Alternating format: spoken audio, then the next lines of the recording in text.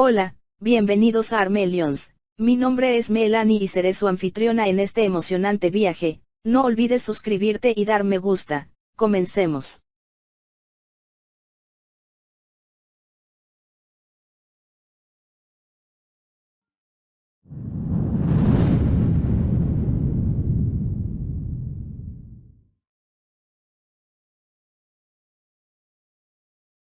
Armelions, las raíces del mundo. Capítulo 16. Bosque de las Almas, región de Polincas, Antártida, 22 de junio 2010, 13:16. De la nada, se comenzaron a sentir unos gritos desgarradores provenientes del oeste. Alguien estaba luchando por su collar muy cerca. Por un momento, Martín pensó en correr. Sin embargo, decidió no hacerlo. No estaba en condiciones de seguir malgastando la poca energía que le quedaba. Buscó alejarse del sector agachado. Quizás era más lento, pero si lo hacía sin detenerse, era también más seguro. Con ya más de 5 horas de examen y sin ser descubierto aún, para él ya era un gran logro. Cuando sus piernas acusaron dolor y debilidad, supo que debía volver a descansar. No encontrando un mejor momento para comer, se dispuso a almorzar. De pronto, un ruido se sintió por la espalda del estudiante. Fue como si alguien cayera desde un árbol hacia el piso. Fue un golpe seco, como si el silencio del lugar hubiera potenciado su sonido. Aquello lo hizo sudar del nerviosismo. Había ocurrido demasiado cerca. Si era cierto lo que oyó, estaba perdido. Martín, no queriendo voltearse a mirar, quedaría con la boca llena, sin atreverse a masticar y tragar. Cerrando los ojos, buscó concentrarse mientras sujetaba su raimara con fuerza. En un santiamén, saltó con fuerza hacia las ramas del árbol que estaba sobre su cabeza. Ya arriba terminaría de tragar. Aprovechando su altura, barrería con la mirada todo el lugar. Para su sorpresa, no encontraría a nadie. Con un suspiro dejaría salir toda su tensión. «Buena reacción», dijo una voz gruesa desde atrás.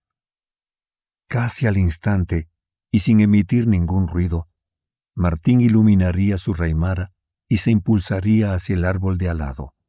Se trataba del maestro Jack Green, que sonriente e inclinando su cabeza hacia su izquierda, lo saludó. Jack era corpulento, de amplia espalda y gruesos brazos. ¿Para qué hablar de su estatura? Llegaba fácil al 1,90 m. No obstante, su presencia no era intimidante. A pesar de tener fruncido el ceño, su expresión reflejaba amabilidad, al igual que sus ojos, en donde asomaban con facilidades varias arrugas. Llevaba su pelo medianamente largo, el cual era de color castaño y tenía una barba de 5 días, mientras que su uniforme de catalicista era de color negro, demasiado similar a la del rector. Sin lugar a duda, ocupaba un importante cargo en el palacio. Los rangos que mostraban sus hombros lo decían todo. Lo que más llamó la atención de Martín eran sus condecoraciones y sus innumerables cordones militares de barra que cruzaban su pecho. Cuando Jack hizo el gesto de intentar acercarse, Martín usó de nuevo su raimara y lanzó el conjuro Espantus. Esto le permitió encandilar con el resplandor de su piedra al maestro por unos segundos. Hecho esto, Martín echó a correr con todas sus fuerzas. Con lamentación, sintió cómo su brazo se agarrotaba enseguida. Su cuerpo estaba al límite de su capacidad. Mientras escapaba, una enorme roca apareció frente a él. De inmediato se escondió detrás de ella. Usar su raimara forzaba demasiado su cuerpo. Casi sin respiración, se vio obligado a detenerse para recuperar el aliento. Cuando el maestro se presentó justo antes de empezar el evento, había dicho que en el pasado había sido instructor del palacio, pero que hoy se encargaba de asuntos de otra índole. Era titulado con excelencia como catalicista, poseedor del rango más alto que se le puede dar a un torrento, que es el rango maestro.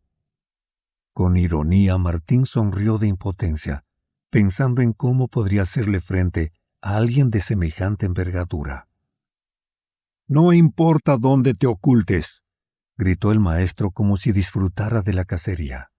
«Nadie se ha escapado de mí en el pasado». Acto seguido, y de la nada apareció el instructor sobre la roca. Martín levantaría la mirada hasta encontrar sus ojos, que lo miraban con cierta simpatía. Martín echó a correr de nuevo, pero era demasiado lento. Ya no podía asistirse con magia y la nieve frenaba sus pasos. Forzaba a su raimar a encenderse, pero el dolor de su brazo se lo impedía. Ya a varios metros de distancia, el instructor con pasividad llevó su piedra hacia su boca y comenzó a soplar a través de ella. Se podía ver cómo su raimara se iluminaba por entre medio de sus dedos.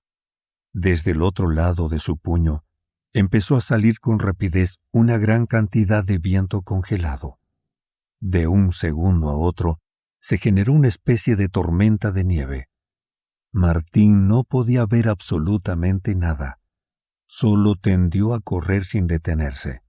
Esto provocó que chocara con el tronco de un árbol, dejando su hombro derecho adolorido.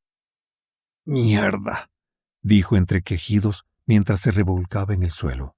No solo por el dolor del hombro, sino también por sus pulmones, que dolían de tanto correr con el aire frío. El estudiante se rehusaba a perder. Pese a que no le quedaban muchas opciones, dejando a un lado el dolor, se volvió a poner de pie. Su combate de cuerpo a cuerpo era lamentable. Aún no recordaba nada de lo que Martín aprendió en defensa personal. Como tantas veces antes, Felipe se sintió débil y vulnerable. Resignado, se dio cuenta que solo le quedaba correr. De pronto, y a contraluz, apareció el instructor. «Creo que ya conozco tu aura», dijo con una sonrisa. Martín, sin pensarlo mucho, comenzó a correr con todas sus fuerzas, mientras escuchaba los gritos de Jack por detrás de él. «No podrás escaparte de mí de esta forma», vociferaba el instructor. «Por si no lo sabes, soy uno de los más rápidos del palacio». En su antiguo cuerpo como Felipe, él ya habría sido capturado hace ya muchas horas. No obstante, ahora era distinto. Con alegría el joven notó el espectacular estado físico de Martín. Pese al brutal castigo al que había sometido a su cuerpo, éste seguía moviéndose, con dolor, pero seguía moviéndose. Esto pensaba hasta que encontró al maestro a escasos metros de él. Martín se dio cuenta de que el instructor decía la verdad. Sin mucho esfuerzo, Jack estaba cada vez más cerca. «¿Cómo puede correr a semejante velocidad?», se preguntó. Si su intención era impresionarlo, lo había conseguido. Era veloz, más veloz de lo normal, pese a no usar el poder de su raimara. No cabía duda de que era un potenciador avesado. Con horror, el joven vio cómo el brazo extendido del instructor estaba a punto de alcanzar su espalda. Si lo atrapaba, estaba perdido. Con la desesperación del momento, el estudiante cerró sus ojos con fuerza.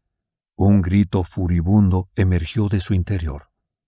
Su piedra adquirió un intenso brillo luminoso. Corrió sin descanso como si su vida dependiera de aquello. Quemó las últimas fuerzas que le quedaban. A los pocos minutos miró hacia atrás y se percató de que había perdido al instructor. Esto lo tranquilizó. Con gradualidad fue bajando la velocidad mientras veía cómo su raimara resplandecía con mucha intensidad, tanto que parecía que en ciertos instantes vibraba en su mano izquierda. Sorprendido, sintió cómo todo su cuerpo agotado comenzaba a doler y a palpitar entumecido. Martín, siempre atento, se sentó a descansar a los pies de un enorme pino. Un silencio absoluto lo invadió. Solo escuchaba los sonidos de la naturaleza, los cuales de algún modo lo ayudaron a tranquilizarse. Sus palpitaciones estaban al límite. De pronto, un ruido extraño le llamó la atención, hasta que la muchacha apareció de nuevo frente a él. No era ni más ni menos que la Thirua, aunque llevaba puesta otra capa negra con capucha que le cubría todo el cuerpo. Martín, con su impulsividad característica, se acercó a ver qué le sucedía. «¿Estás bien?», le preguntó Martín sin poder ocultar el dolor de su cuerpo. Ella no pronunció palabra alguna, pero alzando su mano derecha, le hizo señas para que se acercara. En ese momento, Martín se acercaría embobado con su rostro.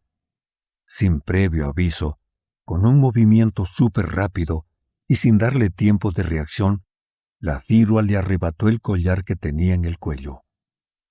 Martín, sorprendido, le preguntó qué le pasaba y el por qué le había quitado su collar. No obstante, una extraña voz masculina emergió de la Thirua.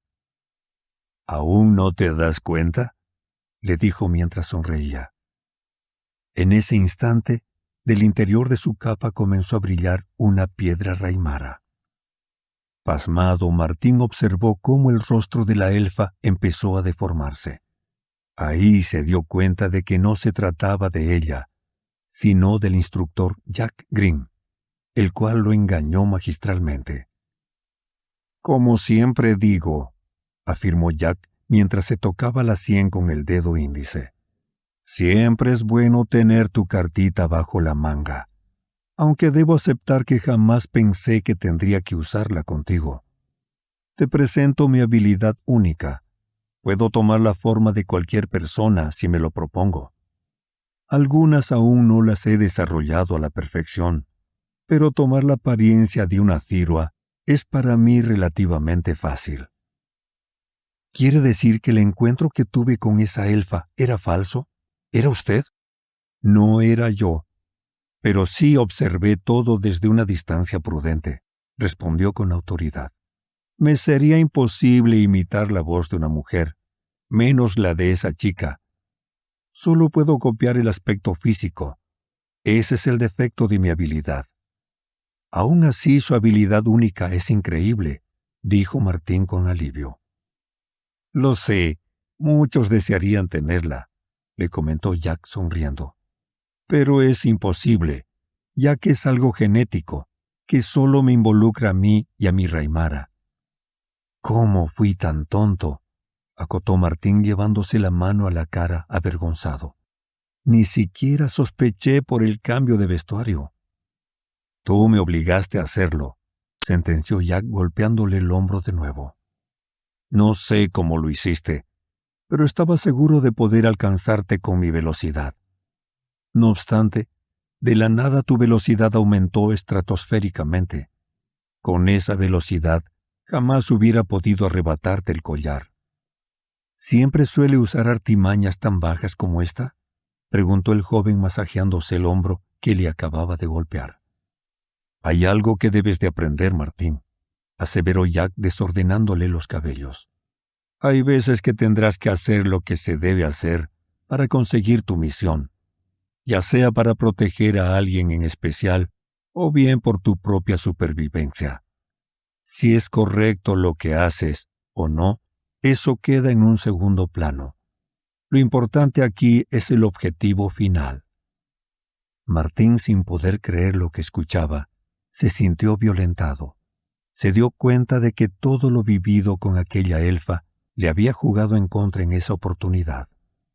Fue impensado para él que su instructor utilizara semejante estrategia, pero su mente le dio prioridad a otro tema. El joven comenzó a recordar lo sucedido y pudo percatarse de que no había dimensionado en su totalidad lo que había hecho. Si lo que decía su maestro era cierto, había alcanzado una velocidad sobrehumana nunca vista. Después de esta desafortunada escena, el instructor le pidió que regresara al puente de cuerda que se encontraba por el acceso este del palacio, ya que había reprobado el examen. Antes de retirarse del lugar, el instructor le comentó que aún quedaba un estudiante en competición.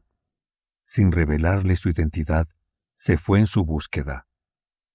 Martín, molesto consigo mismo por su ingenuidad y fracaso, regresó al puente tal como se lo había ordenado.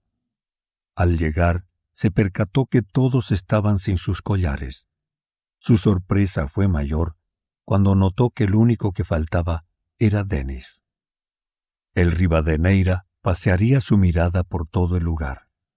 Daniel, distraído, orinaba oculto detrás de un árbol, al mismo tiempo que Ring se llevaba los dedos a la cabeza y comenzaba a peinarse su cabello, intentando así calmar su ansiedad. Bodoni, buscando despejar su mente, practicaba hechizos de aire entre las palabras de admiración de sus amigos. Aves blancas se posaron en uno de los árboles cercanos, pero pronto se escucharían sus aleteos de huida producto de las fuertes ráfagas de viento de Leandro. Como no había nada más que hacer, el resto estaba sentado sobre la fría nieve a la espera de la llegada del maestro, y con ello poder conocer sus mediocres notas finales. Melanie, entretanto, nerviosa, se comía el pulgar, con la mirada perdida junto a sus característicos espasmos. Martín, después de quitarse la capucha, se acercaría a ella para intentar tranquilizarla. Al cabo de 35 minutos de espera, aparecieron Denis y el instructor. Su compañero ya no tenía consigo su collar tampoco. Lamentablemente se lo quitaron antes de que el último segundo del tiempo límite se extinguiera. Por este motivo también quedó reprobado, al igual que el resto. «Chicos», dijo Jack, mientras los estudiantes se acercaban para escucharlo, «les tengo una buena y una mala noticia». Todos los jóvenes, desilusionados con sus rendimientos, se miraron preocupados entre lamentaciones. Incluso algunos discutían por errores tontos cometidos. Bodoni era uno de los más preocupados. Miraba fijo al instructor.